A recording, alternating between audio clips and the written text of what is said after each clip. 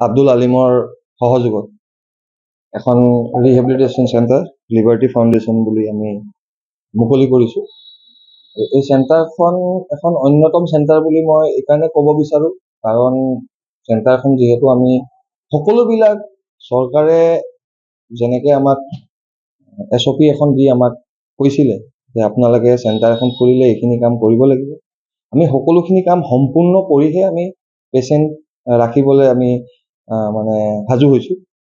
আৰু লগতে যিহেতু আপোনাৰ চেণ্টাৰখনত মানে বিশেষকৈ মই নিজৰ পৰিচয় আৰু এবাৰ দাঙি ধৰোঁ, মই উজনি অসম ড্ৰাগ ৰিহেবিলিটেশ্যন চেণ্টাৰ এছ'চিয়েশ্যনৰ প্ৰেচিডেণ্ট হয়। তো সেই হিচাপে মই নিজৰ চেণ্টাৰখনত কেতিয়াও কিছু মানে গাফিলতি হোৱাটো মই নিবিচাৰোঁ, কাৰণ মই বেলেগৰ চেণ্টাৰতো গাফিলতি হোৱাটো নিবিচাৰোঁ, যিহেতু নিজৰ চেণ্টাৰখন এটা ভাল দিশত নিয়াৰ কাৰণে এটা মানে প্ৰস্তুতি চলাইছোঁ। আৰু এইখন চেণ্টাৰত আপুনি প্ৰথম কথা হৈ গৈছে ইনফ্ৰাষ্ট্ৰাকচাৰটো বহুত ভাল পাব, যিহেতু নতুন বিল্ডিং হয়। আৰু আমি এখন ৰিহেবিলিটেশ্যন চেণ্টাৰৰ কাৰণে ইনফ্ৰাষ্ট্ৰাকচাৰটো যেনেকৈ লাগে আমি তেনেকৈ বিল্ডিংটো আমি নিজে মানে মেপিং কৰি প্ৰস্তুত কৰিছোঁ। ফাৰ্ষ্ট আমাৰ মানে এইটোৱে হেৰি হৈছে। ছেকেণ্ড হৈছে আপোনাৰ ছিকিউৰিটিটো, যিহেতু আপোনালোকে বহুত নিউজত পাই থাকে যে ৰিহেবৰ পৰা ল'ৰা পলাই যায় কিবা কৰে, তো আমি সেইবিলাক বস্তু প্ৰথমতে আমাৰ দৃষ্টিত ৰাখি আমি সেইখিনি বস্তু যাতে ভুল নহওক তেনেকৈ আমি ইনফ্ৰাষ্ট্ৰাকচাৰটো ডিজাইন কৰিছোঁ, যাতে পেচেণ্টবিলাক যিসকল আসক্ত আহি যাতে থাকিব তেওঁলোকৰো সেইধৰণে মানে তেওঁলোকেও থাকি সুবিধা পাওক, এটা স্পেচ পাওক, মানে বহুত কনজাষ্টেড নহয়, স্পেচ পাওক, সেই হিচাপে আমি চেণ্টাৰটো প্ৰস্তুত কৰিছোঁ। লগতে যিহেতু লেট্ৰিন বাথৰুমৰ এটা SOPত ইনক্লুড আছে, গা ধুবলৈ কেনেকৈ দিব লাগিব বা আপোনাৰ লেট্ৰিন আৰু পেচাব পায়খানাৰ কাৰণে যেনেকৈ সুবিধা দিব লাগিব আমি তেনেকৈ ঠিক ধৰণে আমি সুবিধা দিছোঁ। এক্টিভিটি টিচাৰ হিচাপে মই নিজেই এপইণ্টেড আছোঁ। তাৰপিছতে আপোনাৰ য়োগা টিচাৰ আছে, আপুনি দেখিব পাৰে, আৰু লগতে নাৰ্ছ, ডক্তৰ সকলোখিনি মানে প্ৰফেচনেলছ এপইণ্ট কৰিব লাগে।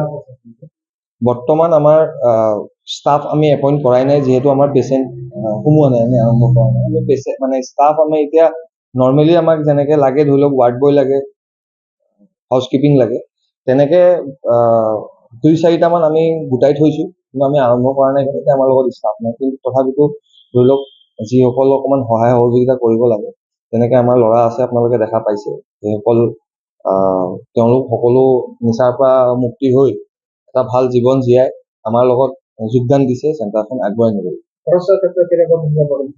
এতিয়া হয়, আপোনালোকে সকলোৱে জানে ইনফ্লেশ্যনটোৰ কথা, আৰু ইনফ্লেশ্যনটোৰ হিচাপত আমি এডজাষ্ট কৰিয়ে আমি মানে চেণ্টাৰখন চলাব লাগিব, যিহেতু মেডিচিনছ হওক, ডক্তৰ হওক, আপোনাৰ psychological counsellor, de addiction counsellor, nurse ইত্যাদি ইত্যাদি ইনফ্ৰাষ্ট্ৰাকচাৰৰ খৰচা আছে, পানী, ইলেক্ট্ৰিচিটি, চব বস্তুখিনি ইনক্লুড আছে। তো ইনফ্লেশ্যনটোৰ হিচাপতে এটা ফিজ আমি নিৰ্ধাৰণ কৰিছোঁ। ফিজটো মই যিহেতু মানে ফ্লাকচুৱেট কৰে, ভেৰি কৰে মানুহৰ কণ্ডিশ্যন চাই, ষ্টেণ্ডাৰ্ড ফিজ এটা আছে যিটো আমি মানুহক কওঁ, কিন্তু বহুত এনেকুৱা মানুহ আছে যিহেতু অলপ ৰুৰেল এৰিয়া, বৰপেটা ৰোড এডোখৰ, ইয়াতে তেনেকুৱা বহুত কম দুখীয়া মানুহ ঘৰৰো ল'ৰা ছোৱালী ড্ৰাগছত সোমাই গৈছে বা মদৰ আসক্ত সোমাই গৈছে।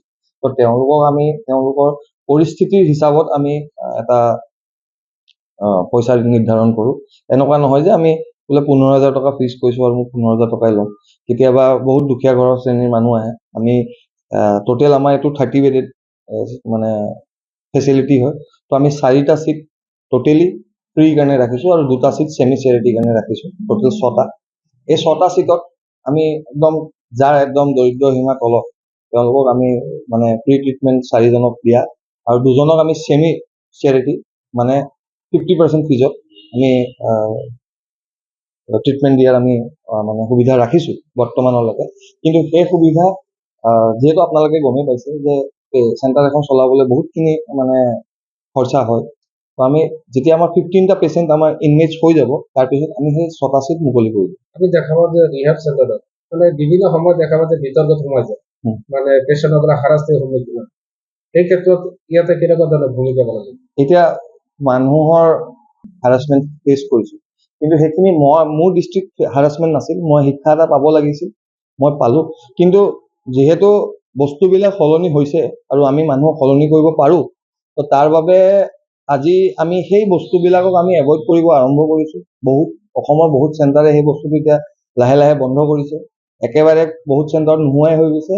আৰু আমি সেইটো টোটেলি প্ৰথমৰ পৰাই ফ'কাছ ৰাখিছোঁ যে আমি যিমান পাৰোঁ এটা মানে কাউন্সেলিং উইথ আমি মানুহ এজনক মানে নিজৰ মানসিকতাটো ঠিক কৰা ডক্তৰ আৰু কাউন্সিলাৰ, লগতে আমাৰ যিখিনি পিয়াৰ এডুকেটৰ আছে তেওঁলোকৰ সহায়ত আমি তেওঁলোকক পানিছমেণ্ট নিদি বা কষ্ট নিদি তেওঁলোকক বুজাই মৰমেৰে কেনেকৈ আমি আকৌ এই বাটটোলৈ ঘূৰাই আনিব পাৰোঁ, তাৰ বাবে আমাৰ ওচৰত মানে এক্সপাৰ্ট ফেকাল্টি আছে যিসকলে এইটো বস্তুৰ ওপৰত কাম কৰিব পাৰে। আমি জামতলবাসী ৰাইজ তথা বৰপেটা ডিষ্ট্ৰিক্টৰ সকলো ৰাইজক আমি অনুৰোধ জনাইছোঁ যে আমাক এই লিবাৰ্টি ফাউণ্ডেশ্যনটোক আগুৱাই নিবলৈ ৰাইজৰ সহায় সহযোগিতা লাগিব, লগতে প্ৰশাসনৰো সহায় সহযোগিতা লাগিব। পুলিচ প্ৰশাসন আছে, আমি ইতিমধ্যে আমি এপ্লিকেশ্যন কৰিছোঁ জেগাই জেগাই। আৰু আপোনালোকৰ ঘৰত যদি নাই, যদি ঘৰৰ আশে পাশে কোনোবা ড্ৰাগ আসক্ত বা মদ আসক্ত বা গাঞ্জা আসক্ত আছে, আমাক মানে কণ্টেক্ট কৰক, যোগাযোগ কৰক। যোগাযোগ নাম্বাৰ আপুনি স্ক্ৰীণতে পাব। আৰু আমি নিশ্চয় এই ক্ষেত্ৰত আমি সহায় কৰিম। আৰু আমি সকলোৱে এটা প্লেজ লওঁ যে আমি নিচামুক্তি বৰপেটা এখন গঢ়িম, নিচামুক্তি অসম এখন গঢ়িম, নিচামুক্তি ভাৰত এখন গঢ়িম। জয় অসম, জয় জুবিন দা। যিকোনো খবৰৰ বাবে যোগাযোগ কৰক 7099017330 লগতে 7099017110 নম্বৰত।